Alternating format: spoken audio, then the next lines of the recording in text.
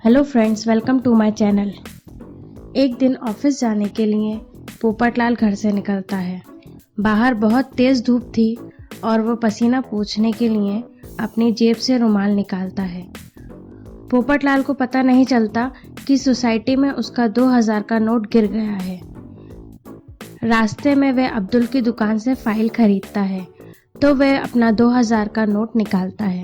तब उसे पता चलता है कि उसके 2000 का नोट कहीं गिर गया है। वो अब्दुल से कहता है कि मेरा 2000 का नोट कहीं गिर गया है और मुझे न्यूज़ रिपोर्ट सबमिट करनी है ऑफिस में, इसलिए फाइल की बहुत ज़रूरत है। अब्दुल कहता है, कोई बात नहीं पोपटलाल, अगर तुम मेरी एक पहेली का उत्तर दो तो मैं ये फाइल आपको फ्री में दे दूंगा। पोपटलाल कहता है, पूछो। अब्दुल कहता है, धूप में देख मैं आ जाऊं, छाँव में देख शर्मा जाऊं, जब हवा करे मुझे स्पर्श मैं उसमें समा जाऊं। बताओ क्या आप बता सकते हैं इसका सही जवाब? आपका जवाब हमें कमेंट करके बताएं। आपके पास 10 सेकंड है इसका जवाब देने के लिए।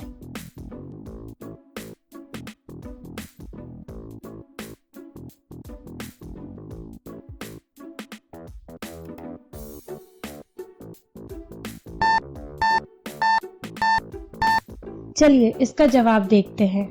सही जवाब है पसीना। पोपटलाल इसका सही जवाब देता है तो उसे याद आता है कि पसीना पोंछने के लिए उसने अपनी जेब से रुमाल निकाला था, तभी उसका 2000 का नोट सोसाइटी कंपाउंड में गिर गया होगा।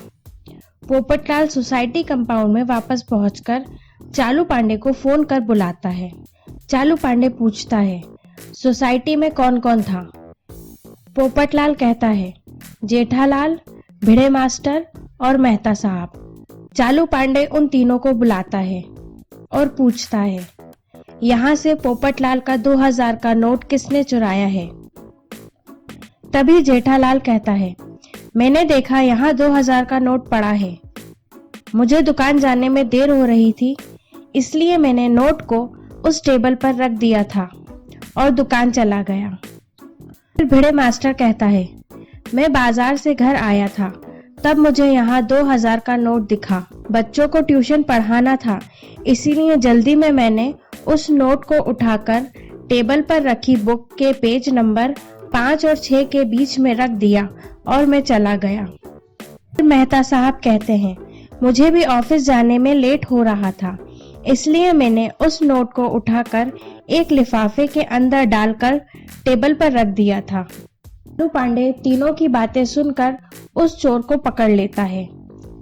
क्या आप बता सकते हैं इन तीनों में से कौन झूठ बोल रहा था? आपके पास 10 सेकंड है इसका सही उत्तर देने के लिए। आप हमें इसका उत्तर कमेंट में बताएं।